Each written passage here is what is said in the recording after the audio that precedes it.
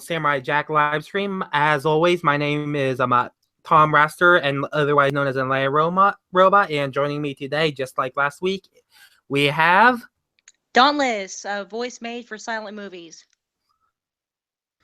And today we are going to be discussing the Samurai Jack episode. If this is Actually, correct, because we have two more episodes. That's actually episode 7, isn't it? 8, I know it's hard because to tell with the Roman numerals. Yeah, I can never read Roman numerals. If you were to ask me, I'm going to like stupidly say Samurai Jack episode XCVIII. Well, I'm actually looking at the wiki. The episode 6 was the one we didn't get to cover, which we're gonna get to be able to do a quick summary of that one here. And episode 7 was the latest one that aired this past week. Okay, so we are going to be discussing episode 7, a little bit of episode 6 as well, because we skipped last week because episode 6 is kind of a transitional episode. It felt like it'd be easier to talk about after this episode came out, which is why we're back this week. Mm-hmm. Okay, so we begin this episode, but with a flashback. So, oh wait, we should probably should we review like the episode 6 first? Yeah, sure. I can go through it real quick. Yeah. It was kind of a transitional episode, and big fans of Samurai Jack really got to sort of celebrate on this one, because all the old characters showed up again. Some of them a bit older than others. It was cool to see how a lot of these cultures had been kind of very directly changed by Jack, and it starts with Ashi, who is staying on a ship, a sort of airship, and she meets the Woolies. It moves on to she gets attacked by beetle drones, and she's saved by the 3 blind archers. That was a pretty obscure episode. And that was really cool to see those guys again. As she goes on, she comes across a raid outside a village, and she meets the DJ, and which seems to be an older, a little more wrinkled, but still no less cool Olivia. She gets to dance. We can see her dance and have a good time, which it's always great to see her personality come out. And really, just as she's moving, she becomes more and more impassioned to find Samurai Jack and figure out where he is, and save him and help him from whatever he's fallen himself into. And as she goes on, I think that's right, that the last place was the bar. She finally met the very old white-haired samurai. That was a hilarious episode. And voiced by Keegan-Michael Key. Right, yeah. She gets to meet a lot of the other washed out bounty hunters that Jack has embarrassed and just sort of destroyed emotionally. She finally. All the while. Oh, go ahead. Okay. I thought you were finished. I was going to talk about the B plot. Oh, sure. No, I was just gonna. I mean, I was just wanting to move on pretty quickly. But no, see, were you gonna mention Scaramouche? Because he was awesome. Yeah. Scaramouche. Scaramouche has the B plot in episode.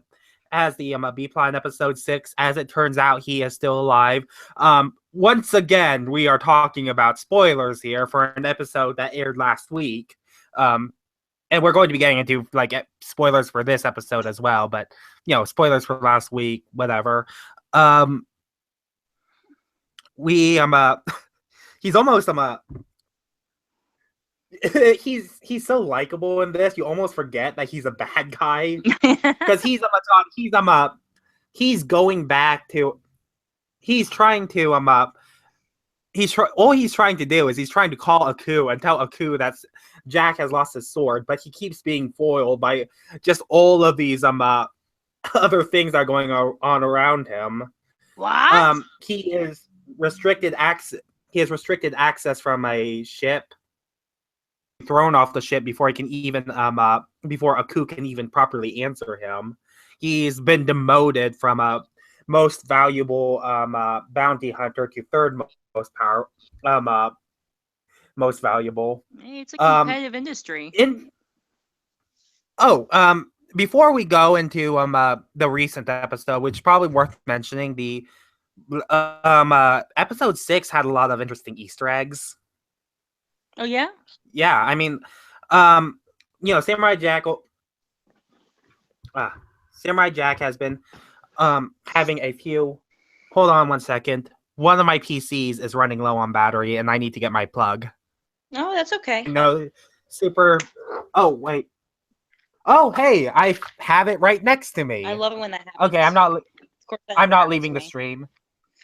Yeah, like just to make things easy, for the record, just to make things easier on everything. I'm streaming from one computer and I'm reading off another one, just so I can just because like one computer is really old and is really old but it's really powerful, and the other computer is really new but it's really cheap. I mean, not cheap. It's really buggy. And that's the one I'm reading off of, while the a powerful one, the one that still works, is the one I'm streaming off of right now. So some of the interesting Easter eggs. One of the goons who looks like a dog with a human body is Astro from the Jetsons. And like it's just straight up the character design. Like there was also a few cameos from what's the name of that character from Space Ghost? I can't remember. Zorak? Yeah, Zorak. He appeared on the blimp. And then the most obvious cameo, in that he actually ended up having a speaking role, albeit just a one-liner, was we had a robotic version of Popeye, which even though I don't think that's technically owned by Cartoon Network anymore. I mean, I know it used to air on it, but it was never owned by Cartoon Network. Jendy Tartakovsky was, for the longest time, working on a CGI Popeye reboot that never came into fruition. He was doing it with Sony Animation, and eventually he ended up leaving the company because they canceled his project, which is, it's sad because we're never going to see that Popeye project come into fruition. But Jendy moved on from that project, and he immediately went into Samurai Jack, which is what we have right now. Yeah, I don't feel like we're missing anything. Anyone who feels like they need more Popeye the Sailor Man in their life can just go watch the musical. I mean, I don't know. Like, Jendy Tartakovsky, because he's such an old school animator, he would have done really well with it. I think he would have done really good with it, but he'd need like Warner Brothers working on it, and Warner Brothers didn't even work on the original Popeye cartoon. Right. They were Popeye was Fleischer, which has pretty much all but dissolved. Now it's basically the Betty Boop company, and their focus is just on Betty Boop merchandise, and that's pretty much it. It's one of the. I know this is a bit of a digression, but I looked into this. For like, I had to do a paper on like animation history, and oh my gosh, I feel so sorry for Fleischer Studios. Once upon a time, they were like one of the best animated studios out there. They were competing. They were Disney's biggest competitors before Warner Brothers came along. They were the people behind Betty Boop, Popeye, and so many other great cartoons. And when you like compare the old black and white cartoons, they were legitimately the best in the game. Now they've pretty much given up on the old form of animation, and now they're just the Betty Boop company. Like, they still exist, but it's just Betty Boop, and it's not even cartoons anymore. It's just products, which really kind of stinks. Yes, yeah, but I digress. Jendy Tartakovsky would have done a great Popeye film, because he is one of those old school animators who really understands classics. Plus, there was a demo going around something that Jenny Tartakovsky pitched to show the proof of concept. And you know what? Popeye. It's exactly what I wanted from Popeye. But yeah. So B plot, Scaramouche, Scaramouche Yeah. finally sneaking on the plane, fitting snugly, that's what she said, on top of Mr. Dickhead there. I can't be the only one who immediately thought of that SpongeBob joke with the guy with the tiny head. The doctor said no one would notice. Ah! Did you ever see that episode? I knew it reminded me of something. I couldn't think of what it was, but yeah, I think that was it. Squidward, you can't be tearing people's heads off. I was more what's called surprised by the fact that they just straight out said penis in that part. And they later on, like, they say damn in this episode as well. Yeah. Which by the way, full disclosure, we're talking about an adult cartoon and we're two adults here, so, and we haven't exactly been hiding or cussing in the past, so damn, fuck, yeah. shit. Wait, there's yeah. I think Dauntless over here is probably going to curse more than I will, but they got away with damn. I think they got away with ass in this one as well, but I can't remember. Yeah, if it was said by anybody, I feel like it was said by a coup. He's the only one I can imagine saying the word ass. Extra bunch thick. Of assholes. But yeah, really, the transitional episode, it was a really good episode. Ashi had a costume change. Oh yeah. Okay, so in that episode, people were saying that she was rubbing her charred skin off. She was not. I mean, that's not. Her skin wouldn't look like that if she were rubbing charred skin off. She would look like a bunch of muscles. She was rubbing. She was thrown into a pit of some type of char or some type of ash, and she was covered in the ash or the tar, and it was caked on her skin. And yeah, it was really fucked up that it was caked on her skin, and it was basically baked on there, so it was there permanently, or semi-permanently. It was really fucked up, but she wasn't like grinding off her scabs or whatever everyone was saying. I don't know. I was confused by that part. I realized I made a post on that, and then you responded to it. Which the reason why I didn't respond back is I figured we'd talk about it here on the stream, which we're doing right now. My argument is that they have no problem showing dismembered parts, blood, muscles, guts, what have you. If Ashi were tearing off her own skin, we would know. She was obviously thrown in a pit of tar or a pit of ash, and it was caked on her. Yeah, I mean, like, your thing makes sense, but that's not what I got from it. Mm-hmm. I think you're correct, but the way it was shown in the episode was a little bit confusing. No, it was. Like, I think what you're saying is probably what actually happened, but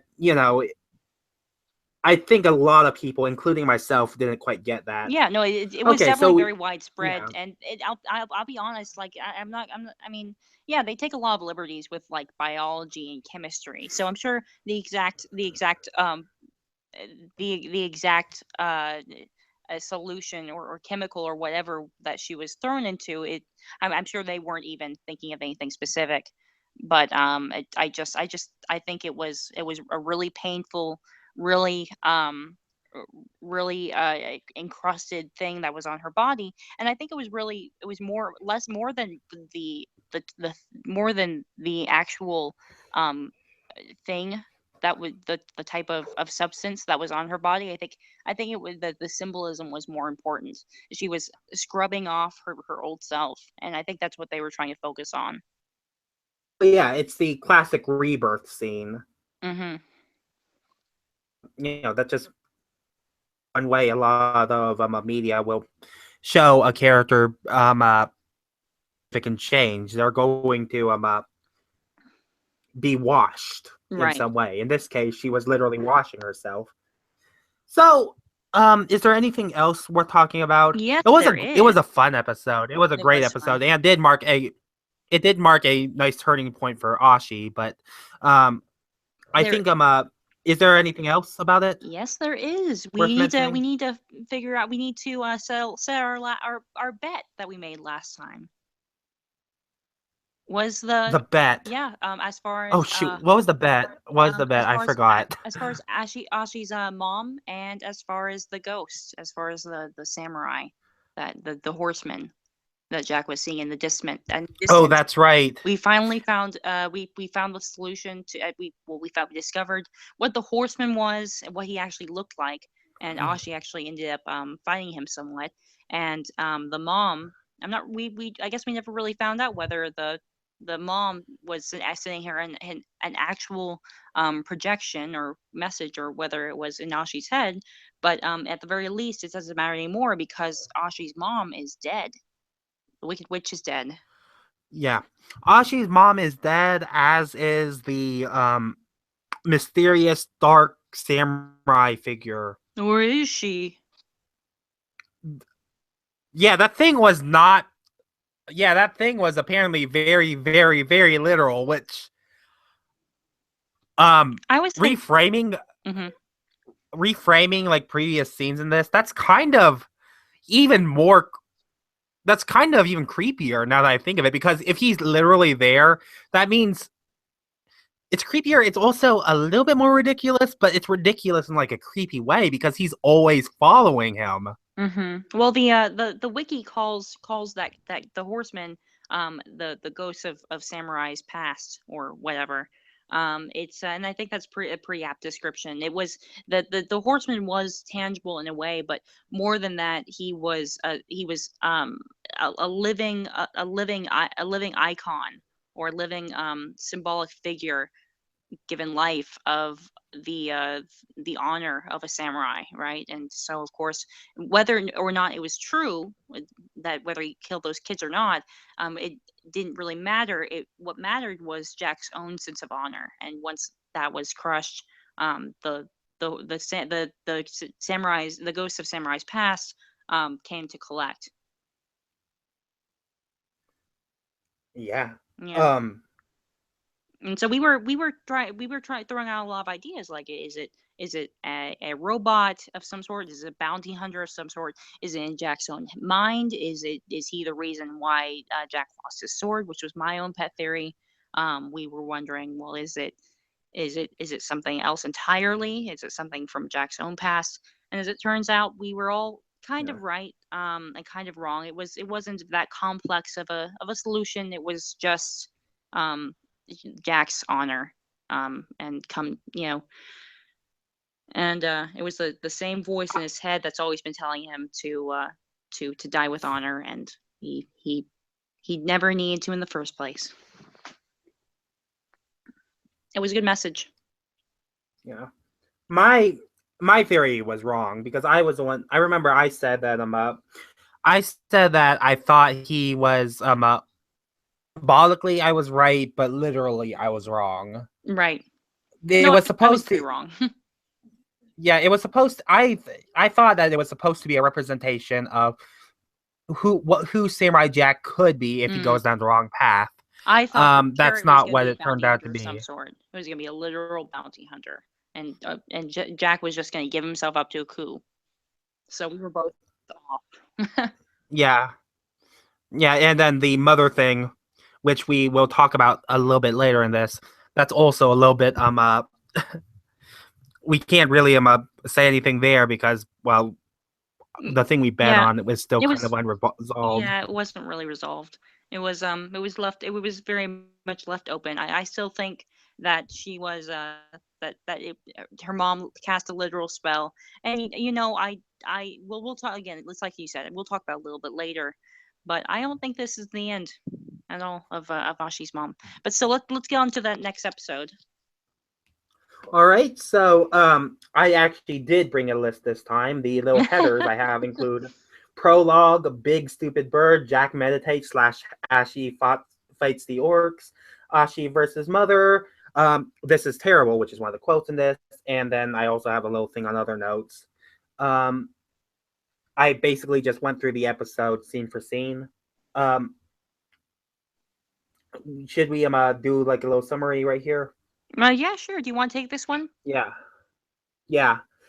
So we start with this. So we start the episode with a little bit of a prologue, a little bit of a flashback to Samurai Jack's past. That rhymed way more than it should have. We see Samurai Jack climbing a mountain to get to a time portal. That scared me. Trying to get to a time portal, he befriends two sheep. He befriends like a small group of little ram sheep things. On the way up, he sees the portal. He tries to jump in. Surprise! It's actually a coup.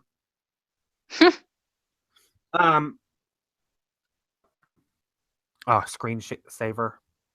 Go away, screensaver. Aku attacks Jack, destroys the last time portal, and mentions that that this is the last time portal. He could be lying. It wouldn't be out of Aku's character if he was lying about the time portal thing.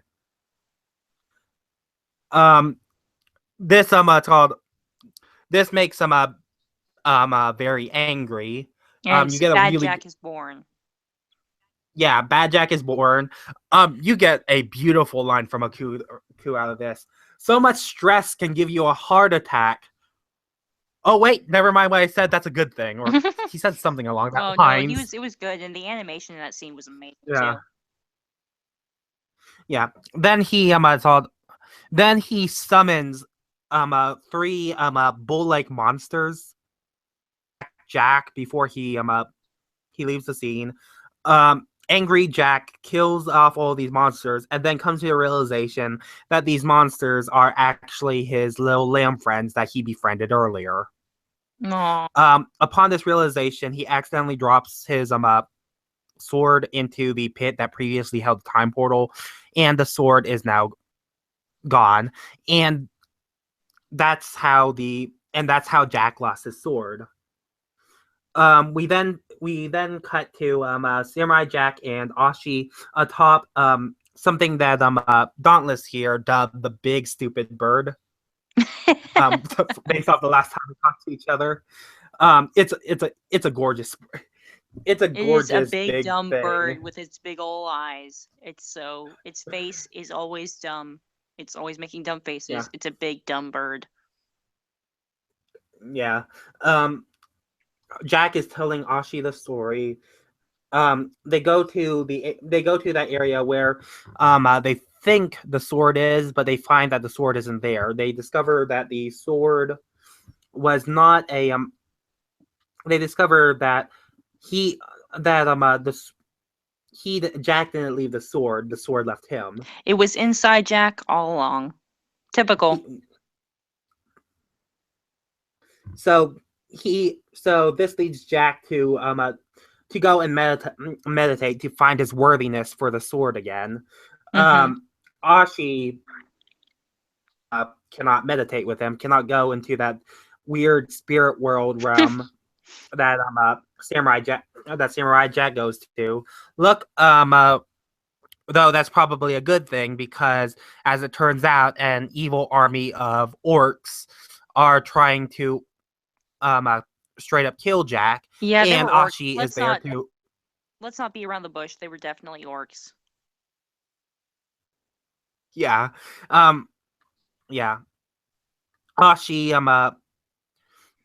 goes and defeats the orc army, and then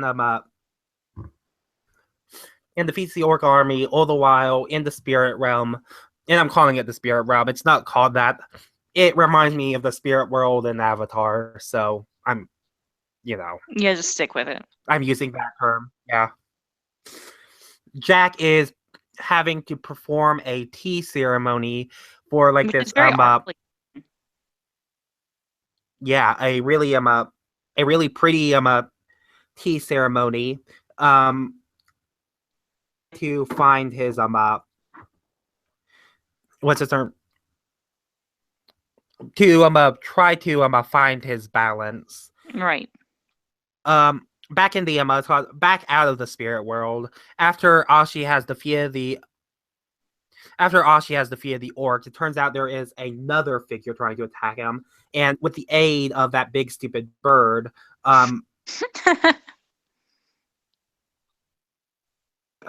Ashi gets back to the top of the mountain and discovers her mother trying to kill Samurai Jack personally. It's called "How Could You Betray Me?" There's a fight between them. The mother is ultimately killed after she tries to go after Jack, and then Ashi throws an arrow at her. Back in the spirit world, Samurai Jack gives the tea to the tea monk person, who sips it. He mentions that the Go ahead. Go on. Oh, I mean, it wasn't really tea monk person. It was supposed to be some sort of a depiction of Buddha, right? Maybe. Neither of us. I mean, are very religious in that area, but yeah. I mean, I'd believe it. I think it was supposed to be. I think it was supposed to be the Buddha, but also just this general idea of enlightenment. Well, I mean, it wouldn't be the Buddha. It would be a Buddha. Right. But maybe. I mean, I don't know that much about Buddhism, to be completely honest. The Buddha not Buddha guy says that the tea is terrible. Just outright. If my grandma were that scathing. Mad Jack appears and is clearly angry with this thing, and because it's a spirit realm, Mad Jack, this evil version of Jack is kind of sort of physical in this realm. He attacks it's called. He and Jack argue for a bit over the issue, and it's called angry Jack knocks our Jack back into the wall. Our Jack comes back at him and mentions that it's this angry version of Jack that has been causing all the trouble in his life, and then using the powers of Tumblr memes, which is to say that his eyes glow in like this. It's supposed to be a serious scene, but really, he's a fun. I know it was supposed to, right? Yeah, I know it was supposed to be a serious scene. It's just that, dear God, Tumblr has ruined that scene for me. Just by complete coincidence, it resembled that Begone Thought thing. Not helped by the fact that Begone Thought actually became a thing in the Samurai Jack fandom anyways. So people were already applying that meme to Samurai Jack before this episode even happened. Right. This vanquishes the evil version of Jack. Jack is proven worthy by the three gods. I have it listed here. The three gods: Odin, Ra, and Rama. Wow, awesome. Yeah. I would have been able to remember Odin and Ra. Rama was the one who I had trouble with. Actually went on my way to list those this time. They blast him with his eye beams. This restores Jack's former clothing, the ones that he wore in his original series, and grants him access back to his sword. Spiritual makeover. This time and this time it legitimately is a sword. As it turns out, the sword that he was using was his father's sword, and he was only chosen because he was a heir. He wasn't technically worthy of it, but now, because he's worthy of it, he was able to get the sword back. Which, can I just say, boy, what the heck? Like, his dad was in charge of this before Jack? Seriously, talk about guys who fell down on the job. And then Jack comes back to Earth looking like his former self. Though I think the aspect ratio of this new series makes him look a little bit different than the original series. I think they're using the same model sheet as the original series, but just the aspect ratio kind of makes him look a little bit off. Mm-hmm. But, it's to be expected. There's different technology, different arts things going on. And the episode ends. Okay, so let's. What did you want to talk about first, as far as this episode goes? Okay, so things I noticed. Is there anyone else in the stream right now? Because I could really use some other input on this. I swore that the orc reference in it was a Tolkien reference, but I'm not familiar enough with Tolkien to know if it's a direct reference or if they're just using orcs. I didn't think it was a direct reference. I mean, really, all of modern fantasy came from Tolkien originally. So it's in that way. I guess you could say it was a sort of a Tolkien reference, but I don't think it was just like a very. I don't think it was direct from The Hobbit or anything. I think it was just a general type fantasy reference. I could be wrong. And as I know. I've read as much Tolkien as the next guy. But it didn't seem like a direct reference to me. I haven't read Tolkien at all. I'm familiar.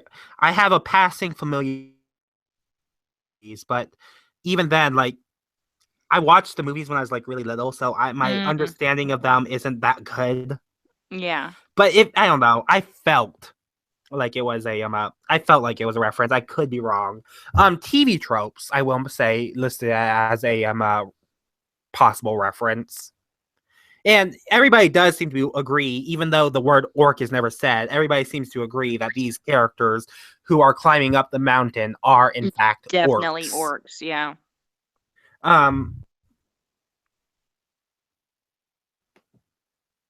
So yeah. So they're climbing up the mountain and that. Yeah. It did seem like a kind of a general fantasy reference. And speaking of fantasy references, I like the way Ashi has a cross class. She's gone straight from rogue to druid, easy.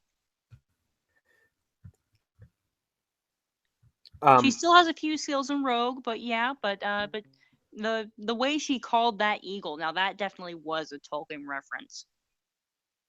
The big dumb bird. That was the obvious one, because the eagles, I think a lot of people know about the eagles, especially since there's been like new rumors, fan theories concerning the eagles in recent years. Has there been what? Fly you fools actually meant when they said fly you fools, they when he said fly you fools, he actually meant literally fly, use the eagles. This is a good idea. It's basically the how it should have ended, what they did in their little Lord of the Rings episode. Mm-hmm. A lot of people think that's what fly you fools actually meant, utilize the eagles, because the eagles were so useful in the past. There's no reason why they can't be useful now. Right. Popular fan theory that we've been seeing a lot in recent years. That being said, this is coming from someone who really shouldn't be talking too much about Tolkien, because I know very little about him, to be completely honest. I mean, I know he's like super influential. It's just that, I personally haven't had that experience with him yet. I feel like well, we had this another theory in the last episode that we kind of threw around, and it was this idea that I had this idea. Hold on a second, you are going robotic. Oh, sorry. Could you say that again? Sure. I had this idea in the last episode that maybe Ashi would end up taking on Aku, and that ended up not being true. But honestly, the fight between Ashi and her mom was just as thrilling and satisfying as I could have hoped for. Yeah. I really like that scene, and I'm really happy it came out the way it did. Part of me, this isn't really a criticism, because I like what I got. Right. But I'm also kind of wondering, we never actually got to see the mother and Jack directly interact. Yeah, the Jack, as far as Jack is concerned, that woman doesn't even exist. Yeah. He doesn't Now, know she. there's a part of me that's this is intentional. Oh yeah. Like I said, there's the like I've mentioned in previous streams, there's kind of this disconnect between the daughters of Aku and Aku himself. Mm-hmm. There's this obvious separation there, Yeah. and they're only there to hunt Jack. There's kind of this entire enemy aspect to them that I really like. Like these characters, these characters are basically coming in out of just that mother's own. That mother is basically forcing the other characters into the plot. This isn't they. Otherwise, they wouldn't have. They have very little to do with a coup, and the only thing they have to do with Jack. It's nothing personal with Jack. It's because of Aku's they are against Jack because this mother worships Aku. Right, and that was a very cool theme that they dealt with. This idea of it wasn't their fault that they died, but it also wasn't Ashi's that she isn't going to avenge them.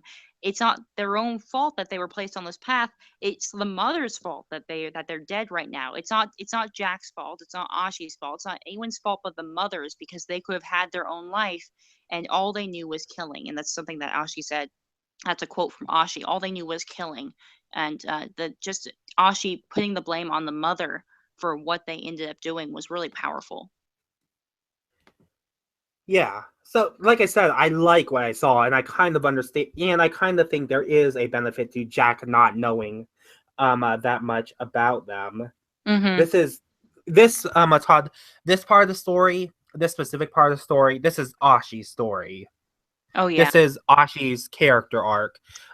Jack can have a role in it, and he has had a role in it. But ultimately, for Ashi to be the one who, is at the start of it and is at the end of it. We don't need Jack didn't necessarily need to come in and save her in this case. If Jack did save her, then it would have been beneficial for the series for her to go after Aku. Yeah. Just to even things out. But this also worked out really well, and I like that. I agree. It's so far all of this has been dealt with very well. Obviously, Ashi has had this really awful, traumatizing childhood, and I like that they haven't had a touchy-feely, heart-to-heart talk about their emotions and about all their about each other and about how awful their lives are. That I feel like a failing a lot of these cartoons do, and I think it draws from a lot of really cheap anime, is that there you'll have characters who have tough past, or they'll have something bad happen to them, and then the writers will just kind of milk it. And I hate that. I hate it when it's just brought up over and over again. In this case, here are two characters who are both dealing with some form of PTSD, who are both still dealing with these awful decisions that others had made for them, and they're moving forward, and they're solving their own problems, and they aren't dwelling on them, and I think that's really powerful. Yeah. No, I'm sort of like drawing from what you said as far as this is Ashi's story. I agree completely. This is Ashi's story, and I agree that it's important that Jack doesn't know anything about it, or he's in a part of it, because she's the one who's important in this, and she's the one who's important here. It's her arc. Samurai Jack is obviously getting his own arc. Obviously, this show is named for him. Yeah. He is not lacking any story, but it's nice that Ashi has her fair share. Right, I agree. 100%. So do you think that Ashi's mother is actually dead though? She fell off a cliff. I think the general rule is if you don't see the body, they aren't dead. Also stabbed. I know, but lots. I suppose it's. You know what? Jack got stabbed up a lot too. You don't know. If you don't see the body, that is very. That is very true. It's possible she's still alive, but I think if she's still alive, I think if she does come back, I think it's far more likely she's brought back. She's probably brought back by some sort of magic or something. I think she is, for the most part, literally dead. Though that doesn't stop the fact that she could come back. Yeah, so far we've Just like had through what, 3 magic. people? No, 4, no, 6 people come back as ghosts, and it's only been Who? like 7 episodes. Okay, I mean, we have the Counting, Scotsman. I'm Who counting else? the I'm counting the samurai of Ghost Pass. There have been a lot of supernatural elements in season 5, and yeah, the show wouldn't. The Scotsman isn't the only ghost. Yeah, the show wouldn't stray away from it, and I'm sure there are more ghosts like him. I'm having trouble thinking of which ones they would be. The samurai of Ghost Pass. Oh yeah, them. Yeah. Yeah.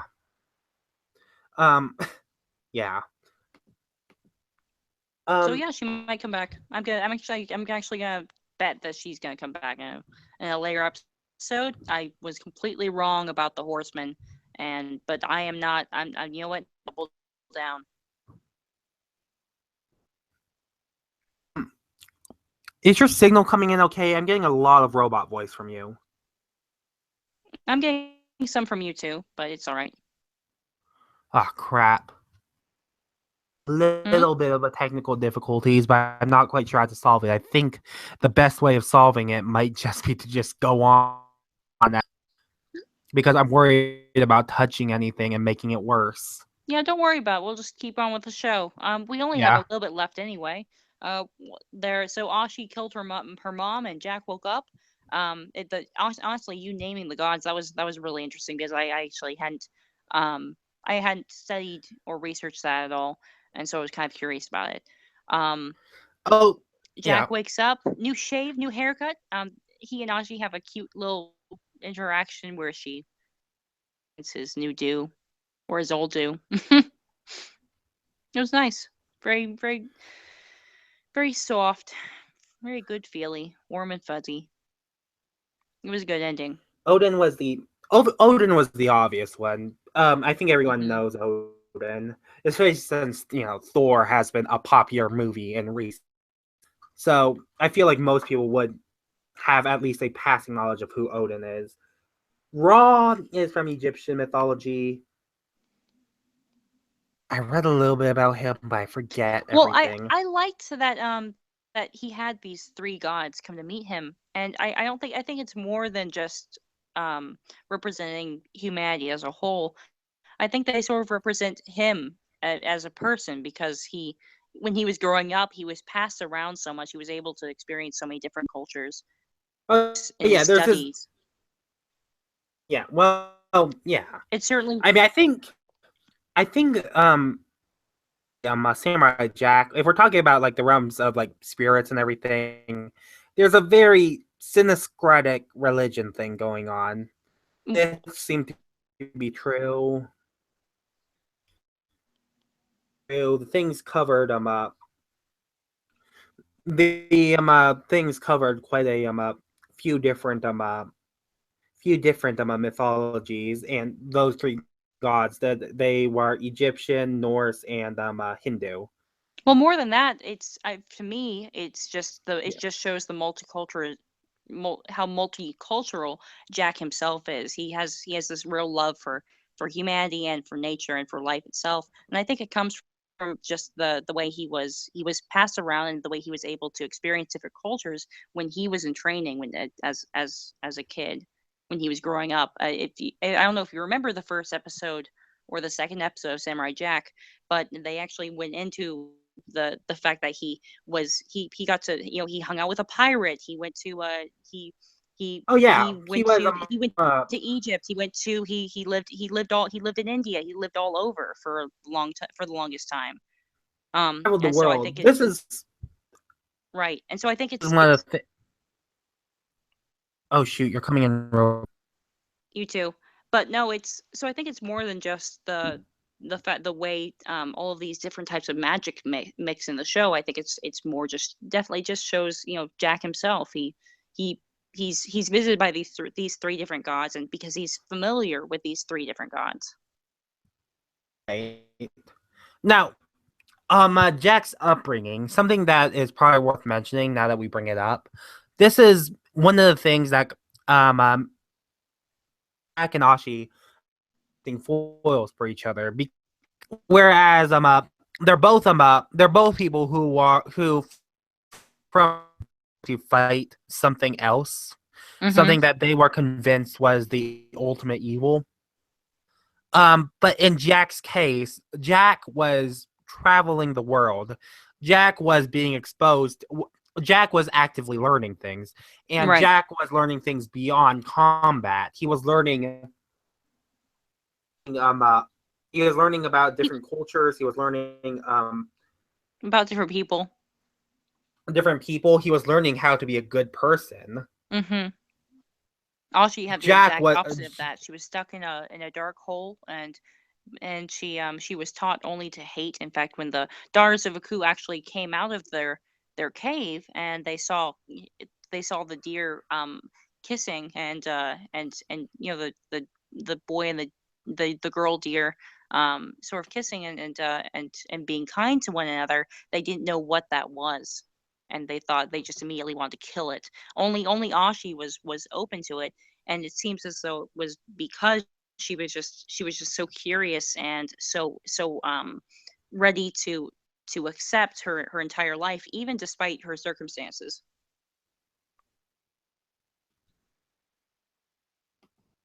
And that was something her yeah. mom touched on quite a bit as well.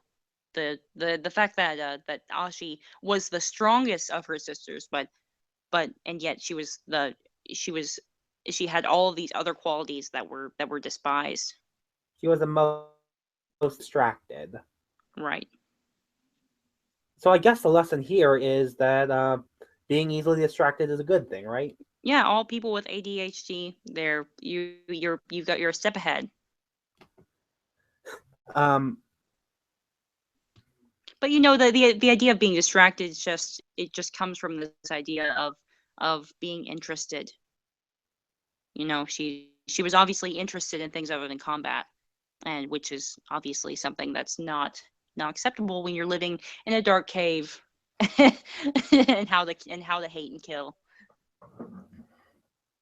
being easily distracted, though the way I worded it makes it sound she said easily distracted. Though I do think there is a genuine case to be made for someone, living life, going out and trying to understand as much as possible, which could be Right. construed as you going between so many things so fast. I think there could be a legitimate point to be made that being easily distracted might be a good thing here. Hey, listen, Matt, what was the saying? The About the master of Oh, none being happier than the master of one. it's called a jack of all trades, master of none, but better than a master, but No, but better than a happier master still than of. the master of one. Yeah. Yeah, I mean, I think there's a few variations of that because I always heard better instead of happier. I've never heard happier with that. Happier still makes for the better rhyme. It's one more syllable. True. I could have just heard it wrong. I wouldn't know. Okay, so So I looked into go on. oh sure. So she kills her mom, and that's after the mom makes that speech, and it's really a perfect one. It's really just a very evil villain speech. Um and Jack gets the magic hair and magic makeover, and a sweet moment is shared, and I'm guessing in the next episode they'll go off to kill Aku, and I really do feel like this is something that he only I feel it really I'm not sure if they'll finalize this any more than they already have, but I feel like they really have given the implication that defeating Aku and finally killing him for once and for all is something that Jack never would have been able to do alone. he's only able to do it now that Ashi is there. But we'll see. Okay, so I looked into the tea ceremony that Samurai Jack had to perform. Mm-hmm. Apparently it is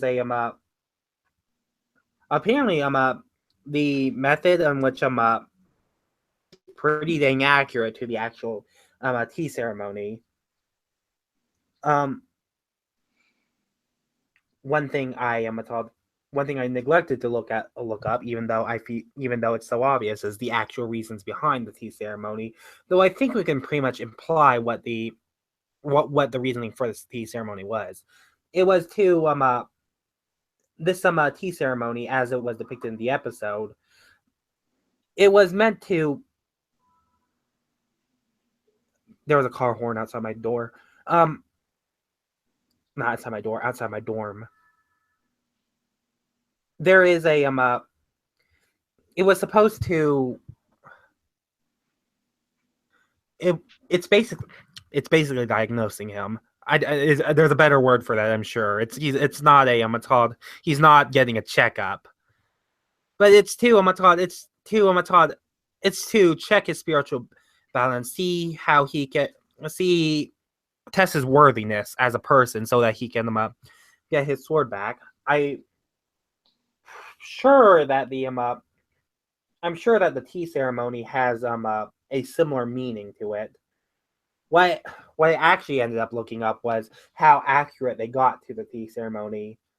There were a few differences. I'm going to go post a link. Oh wait, I just posted a link that that describes it a little bit more in depth. But apparently there was quite a bit of accuracy to the tea ceremony Jack performed. In specific, they focus on the folding of the little cloth thing. The red cloth is called the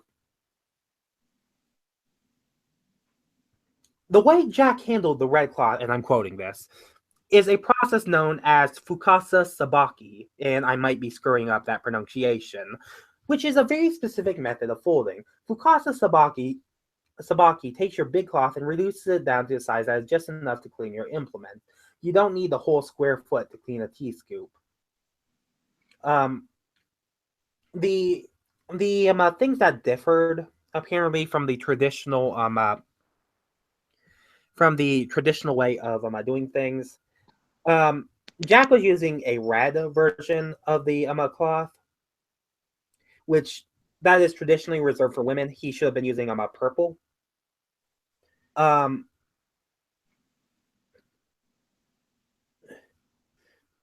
put the tea. You don't put the little scoop for the tea directly on the mat. Well, I think that's part of what the end result was. The idea of all the ingredients are there, but what you're lacking is balance. So he had the cloth, but it wasn't the right color. He had all the pieces, but it wasn't in the right place. He had everything he needed, but what he was lacking was balance. Perhaps the scene was beautifully contrasted with Ashi's fight with the orcs. Yeah. There were like a few very abrupt cuts between like the calm peacefulness of the spirit realm and Jack making tea, and Ashi straight up killing an army, utilizing even if the reference is just a very small reference, utilizing the called, I don't want to say 300. It's not a reference to 300, but it's the events 300 is based off of. No idea. I would call the and why can't I remember this? This is something I learned about in school. And I learned about this before I even knew what 300 was. I feel really stupid I have to use the film as a reference for this. For a record, I don't particularly care for that film. And I know some people are going to go after me for saying that, but no, I actually hate the film and I hate the director. Oh, come on. It's okay, me too. Blame hate.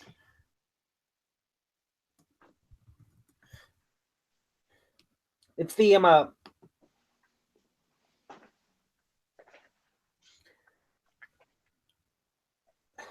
it's the 300 Spartans. That's the word. The 300 Spartans, and basically the way that they did it is they put their shields up. They put their shields up. They stuck their spears out, and they just ran towards the Persian army. Oh, and no, that's how they that was won. that was a very, very specific type of combat that the Romans used. You know, there were all of these formations, pincer formation. There was that formation that they used in the episode, of course, that were, and they were all sort of military leaders would design new formations for in different and new weapons for their soldiers to use to combat the latest thing. And in fact, I would definitely recommend anyone to listen to History of Rome podcast. It's pretty easy to find. He really talks extensively about different formations that they use in military. But the idea ended up just sort of being who can make the best human grinding machine. Would you be a bunch of soldiers turned into a giant meat grinder just out of people and spears? And so that was very historic. That very much was pulled from history. Yeah, that's what I'm saying. Yeah. I was talking about a specific event, but yeah.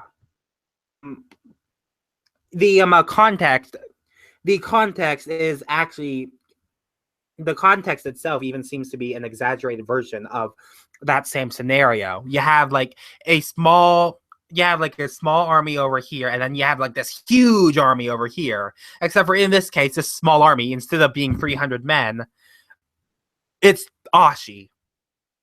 Like just Ashi by herself. And she doesn't even have a sword and shield to go with her. So she straight up uses the first guy in line as the shield. That was awesome. And that I feel like is a reference, because the events between this episode and the actual historical event are, I feel, bear too much resemblance to each other for it to not be a reference. Are you still there? Shoot, did we lose you? Oh crap, I think I just lost Dauntless.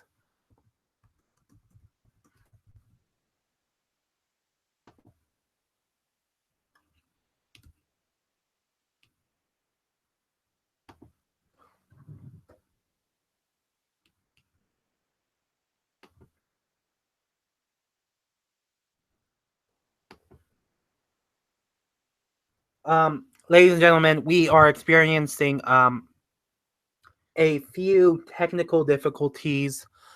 I'm going to turn off the call for a moment. You're going to get a "we are experiencing technical difficulties" issue, and then I'll be right back. This is something I was worried about. But yeah, I will be right back. Stay right there.